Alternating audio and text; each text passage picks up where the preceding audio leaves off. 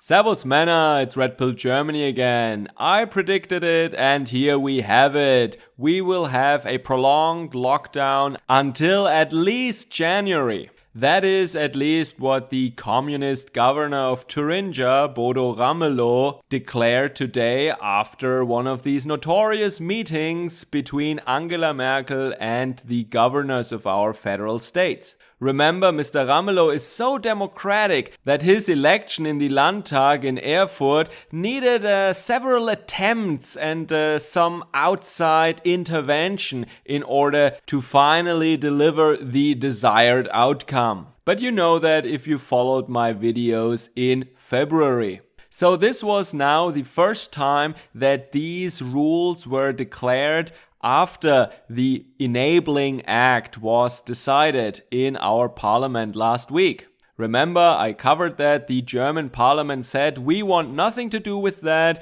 The government and the governors, they should decide, they should figure out what to do. We want nothing to do with that. And so our laws and our constitutions no longer count.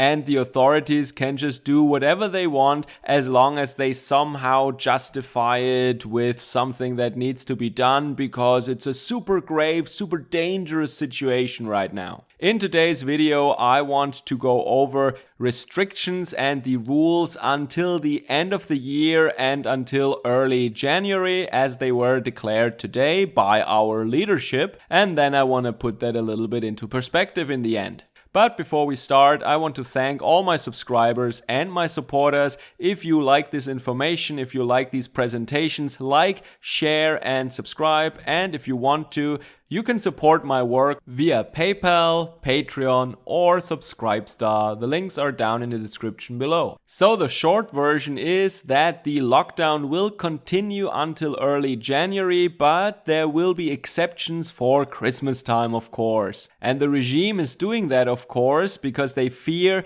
that the people will become too frustrated and too angry with them. So it is a tactic of, well, you might call it de-escalation or a careful tactic in order to anger people not too much, and then they can use their propaganda apparatus in order to make themselves look like the reasonable people who take away our civil rights in a balanced and fair and moderate manner only. So, but what does that mean? That means all the restrictions I talked about previously. That means private businesses are closed, such as pubs, cafes and restaurants. No big events, no culture like clubs or like music or theater, etc., etc. Only up to 5 people from only 2 different households are allowed to meet at any time. Up until now, 10 people out of 2 households were allowed. Now only 2. So it got a little bit stricter even. And now comes the big Christmas relief.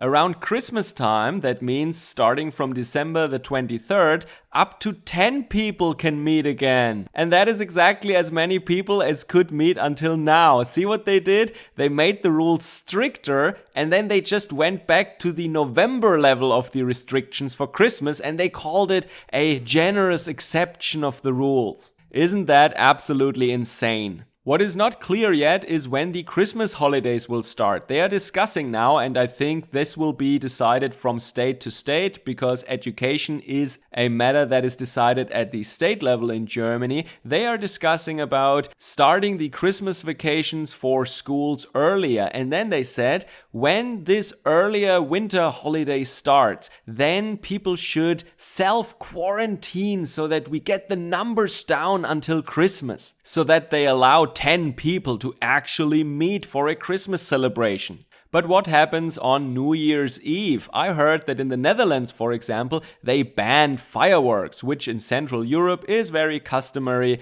that private citizens are also buying fireworks and not just the city makes a public one, but everybody can buy fireworks normally in Germany. Well, they're age restricted, but every adult can buy fireworks normally, and then in your garden or in front of your house on the streets, you have a little private firework with your friends, and that should still be allowed, but not on large public squares. So in cities, let's say there is a marketplace, that's where fireworks will be banned. But if you want to do your own little firework in your own little street, that's kind of fine then. This is how I read it at least. So little question, I want to just check if you have been paying attention. Have you noticed anything weird that I just said? Well, of course, everything is weird, everything is crazy. But I mean, let me rephrase that. Have you noticed something that even within the strange and twisted logic of these totalitarian lunatics is out of place and somewhat wrong, huh?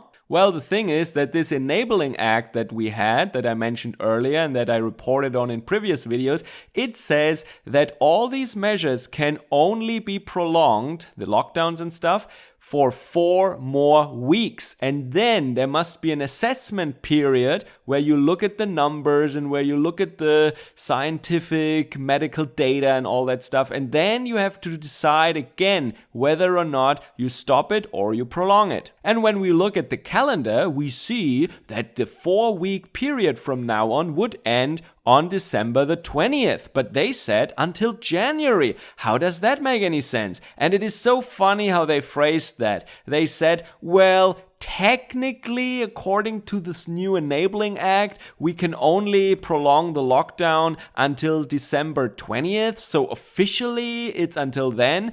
But in practice, we already tell you that it will be longer. And I'm not a lawyer or something, but when I read that law and when I read the articles that told us what this new Enabling Act entails, it said that there must be a review process at the end of that 4-week interval. And technically, if I understood that correctly, they cannot say now that no matter what happens, the lockdowns will last longer anyway. So in other words, this is the first time that they're using this new Enabling Act and they're already reaching beyond what this act actually allows them. Just so that you get an understanding of how crazy these people are. So there will be no assessment, no matter how low the numbers will be by December 20th or in 3 weeks or something. They already made up their mind that the lockdowns must continue until January. But of course, this makes total sense because let's remember everybody, this is a disease that is far less dangerous than the annual flu. And that's still relatively pretty dangerous, I guess, somehow. I mean, if we look at this graph here right now, you see this moving sinusoidal background mortality. This is by week mortality in Germany. It's around 20,000. But you see around calendar week 10 in 2018, the baseline is somewhat below 20,000, maybe 19,000, but the spike of mortality reaches up to 27,000. And that means that 8,000 people died there in 1 week. And that is, of course, at that time, it was due to the seasonal flu, the normal influenza. 8,000 a week, that makes on average, mind you, more than 1,100 mortalities every day from influenza. What did we have now? We just had like 400 in a day, and that was a spike. That was a peak value, mind you. On another day, we just had 100. That is less than 10% of the average of what happened in the early year in 2018. But did you read about that? Were there any countermeasures at all? No, nothing. People just lived their lives and they said, well, it's the cold season. Of course, some people die, like 95-year-old people, when they have pre-existing conditions or they're just weakened. This is what happens every year. That was always normal, and everybody knew that. So now they have a new thing and a whole media campaign, and they test everybody and they